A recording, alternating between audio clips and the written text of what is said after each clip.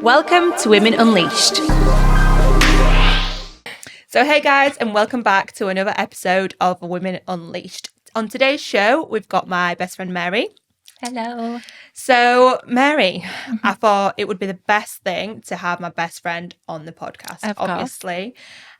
So the main thing I want to talk to you about today is what you've been through, your traumatic 2023 of navigating your divorce through your 20s. So just so the audience get to know a little bit more about me and you, do you want to tell them how we met? Give them a little brief, because it wasn't a love at first sight with me and you, was it?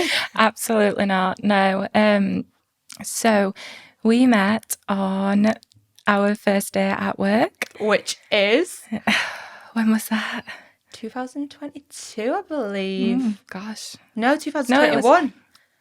It was ages ago, Yeah. put it that way. And it was on a nursing course kind of thing before we both started our nursing job. And I literally got a text. So we went on the course before we started, got a text from you saying, hey, so I'm on the way to work. Like, you drive past my house. Do you want to just pick me up and we'll go together? And I was like, I've never met you before in my life, but all right.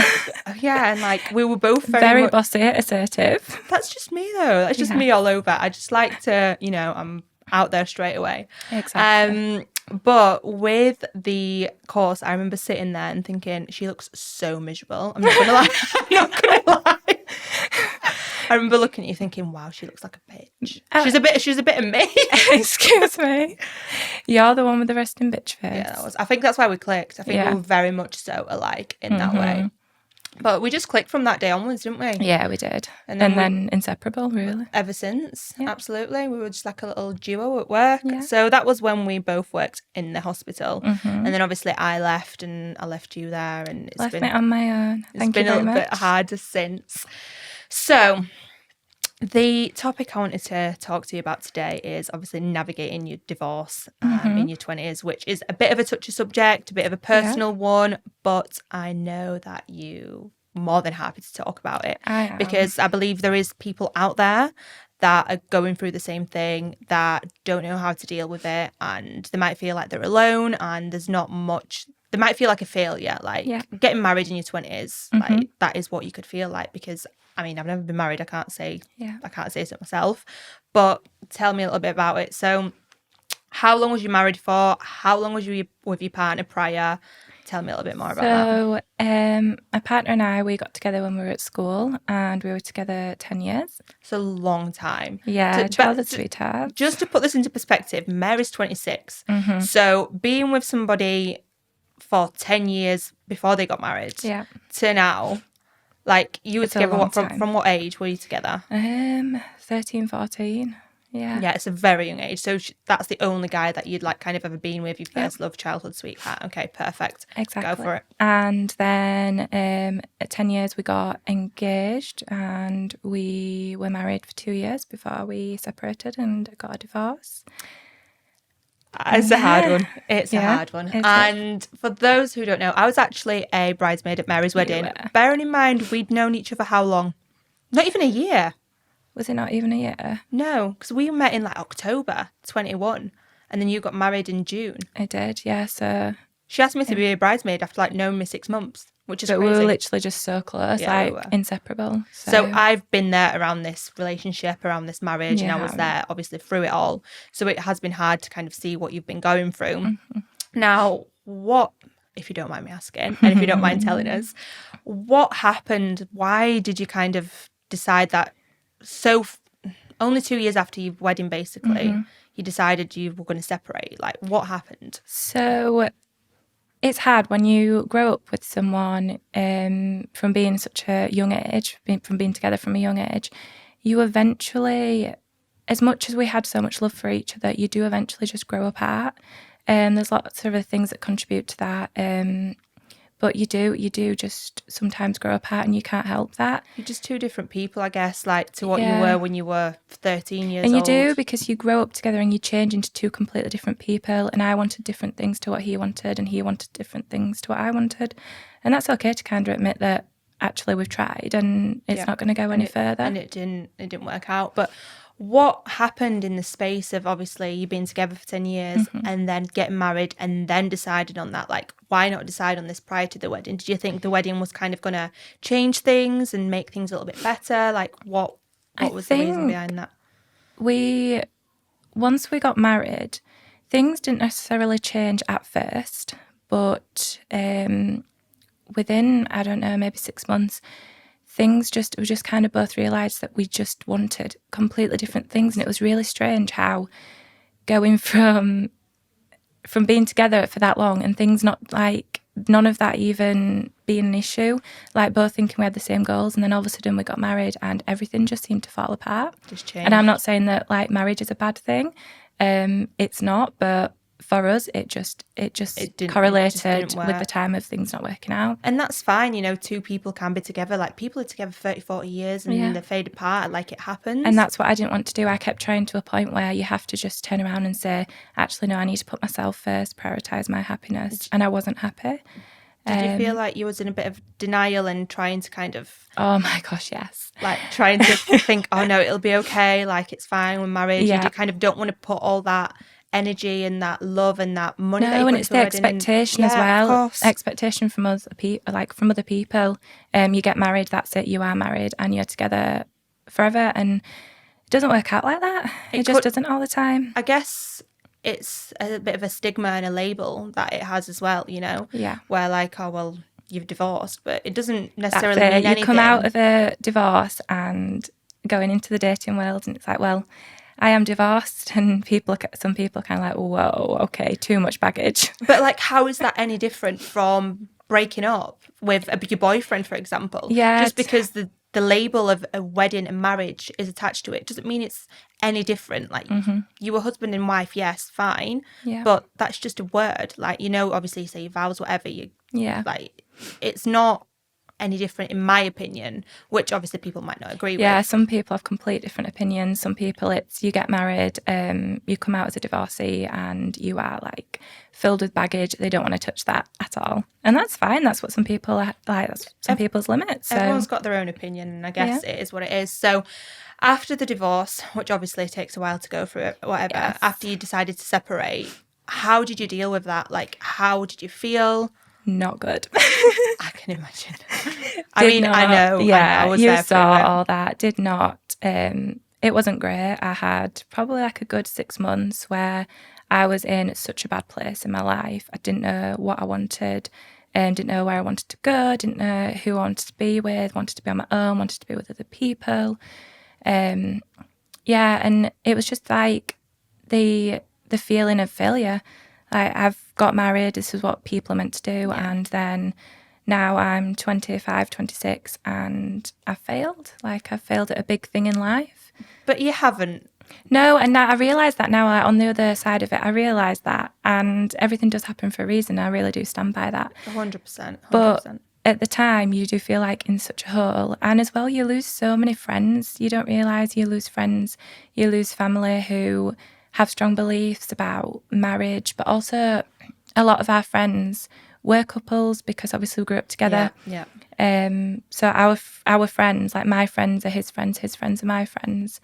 And you do they kind of not distance intentionally, but when you're friends with couples, they do become a little bit more distant because then you go out as a threesome and it's like my friend, her partner and me. And you feel like the third wheel and it's not a nice feeling. And some of my friends, that's absolutely fine and we have a great time. And then other friends, it's a little bit awkward. Yeah, awkward for them. Yeah, of course. And I mean, that comes from that marriage side of things. And I've been in a similar situation, not married, obviously. But to the point where me and my ex, we had a couple friends and we couldn't, I just couldn't spend time with them. And it's not even that I didn't want to.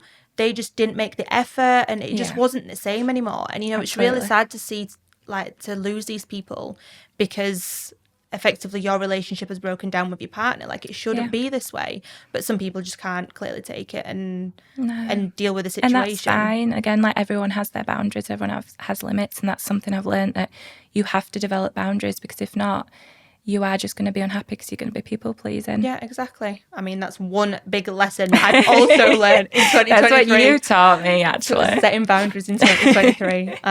No, 100%. I absolutely agree with that. Okay, so that happened. Mm-hmm. How did you feel about going into the dating world again? She was like, don't ask me this. Please don't ask me this. How did you feel about going into the dating world and kind of getting back on the scene? Did you feel any sort of pullback, like you didn't want to do it? Did you feel not comfortable? Or because obviously your partner, which I'm not going to name his name, I nearly did, your ex-husband, you still live together. Obviously, Yes. you had a house, everything. Mm-hmm. And and he was the only person that you was kind of with the Yeah. whole time. Mm-hmm. You'd not been with anybody else. So it was very fresh and new for you. So how did you transition kind of from being in a relationship for so long to going out into the dating world? It was absolutely terrifying. I can imagine. I did not want to speak to any men at all. You just get that ick, don't you? Yeah, completely. Like the ick of even a man looking at me or looking at one. I'm like, Oh, no, please stay away. That's good. Like, the reason why you feel this way is because you need to heal, and you kind of need to find the love for yourself and be happy within yourself and be happy being on your own, which is massive, which I know you have got better at. Yeah. Because at the end of the day, I love my own time now. Yeah, I know you do. You went from being with somebody 24/7, like for 10, 13 being a years, wife, literally living as a wife, to being on your own. Like, that is a big, big step. It is. And in a way, you don't want to let anyone else into that because you are scared of opening up and going into another relationship. Yeah. But at the same time, I knew I had to put myself out of my comfort zone and do that, which I did. And it was terrifying, absolutely terrifying. And I didn't feel ready. But at the same time, just thought, falling into something here, let's just try it. And yeah, it was scary, but I did really enjoy it. And I do enjoy now having that freedom to go out on dates with people. Exactly, and get to know new people and experience the dating life, which is absolutely tragic. Fun, but it's tragic. I still get the ick sometimes. I'm a bit like, oh no, not then, please. So, the dreaded question: have you dated anybody since? I have. Why does that not very convincing? But our audience don't know. And how do you feel about that? How did that go? How was the kind of emotional side of things? Because obviously you've been with someone for so long. It's a different kind of love. It's a different kind of attraction. It is. And there's a saying that's going around on social media, and it's kind of like, once you do come out of a divorce, like the first relationship afterwards will break you more than your divorce. And oh my gosh, it did. Yeah. Did you find Absolutely. Did you find that more difficult than the actual divorce itself? Yes. And I laugh about it now because, I mean, it still hurts me, but it hurts me a lot, but I've got to laugh about it, otherwise I'll cry. But why? I don't understand why it's this way. Like, I don't know. I can't really put my finger on it. It's going out there, opening up to someone again, putting the trust and faith in someone, and kind of learning to love again. And I did fell head over heels for someone. And then when that doesn't work out, it just seems, like you're never going to find that love again. No, and you don't want to. Yeah, no, you don't want to. You really don't want to. You don't want to trust anyone. When you're out on the streets and you see couples and you're like, ugh. Yeah. Like that sort of feeling. That was literally me. And I was like, I need to stop being spiteful towards couples because I will never find anyone if I keep being like this. Yeah. You've been through a lot. Mm-hmm. So how are you now? I won't lie, I had a horrific 2023. I don't know why I'm smiling because it's not. It's because I'm looking at you. You're making me smile. Yeah, it was atrocious, and I did a lot of healing, and then again towards the end of the year, did a lot of breaking. So yeah, I am not 100%. I am much better than I have been. But yeah, I'm getting there. We were having a conversation earlier, me and you. Oh gosh. About which one? Yeah, which one? So about how you've gone obviously from being so in love and obviously with your first partner, then going to this and then being on your own, how do you how do you feel being on your own within yourself now? Like, do you think that if you were to go through another breakup, do you think you can handle that from what you've learned throughout this time? Yeah, absolutely. Like, from everything that I've gone through in the last couple of years, I know I can handle anything that life throws at me. But now I have, and I'm not saying this is a good thing, I have got a lot of walls up, but most importantly, which is a good thing, I've learnt boundaries. Good. And I've learned not to give my all to someone when they're not doing the same. Yeah. Like, it has to be reciprocated. And if it's not, then you have to walk away from that. And you know what? That's like a massive lesson that I think we've both learnt that, because we've both gone through something quite similar. Yeah, a breakup, a heartbreak at the same time, which is really, really nice. Yeah, as awful as that sounds, because we can be there for one another and can support one another. But you said to me earlier, you showed me a picture of you this time last year. Yes. And then now. Yeah. And how much you've changed as a person, grown, and your confidence. Like, what has kind of made you become this better person now? Like, do you think all these lessons have made you stronger? Absolutely. And what's made me into this person now is myself. I put too much into other people and relied on them for my happiness, relied on them to make me feel sane and stable. And actually, no, I had to just stop at a certain point and just say, no, I need to do all this for myself, be better for myself. Because at the end of the day, all you've got is yourself. Yeah, absolutely. And you're either going to wither away and no one's going to even notice. Because as awful as that sounds, everyone has their own life. And you have to remember that this is your life. And you have to stop at a certain point and just say, I need to do all this for me. I need to make myself better. I need to grow in confidence. I went on holiday on my own. I know. So much on my own. I shocked you. Oh my God. Didn't it? I was away. Where was I? Was I in Marbella or was I in Dubai? Wherever in the world I was, because I'm a globetrotter. And she was like, I've gone on holiday. I was like, who with? She was like, on my own. I went, what? I know. I literally just booked the flight and I was like, I'm going to do this. And I had the best time. I met some amazing people, went on some adventures. It was brilliant. And the reason why I say this and why I'm so shocked is because the Mary that I met in 2021 is just a completely different... 2020, you know. Was it 2020? Yeah, I'm sure it was. Maybe so. Yeah, like 4 years ago. Look, I was getting all the dates wrong.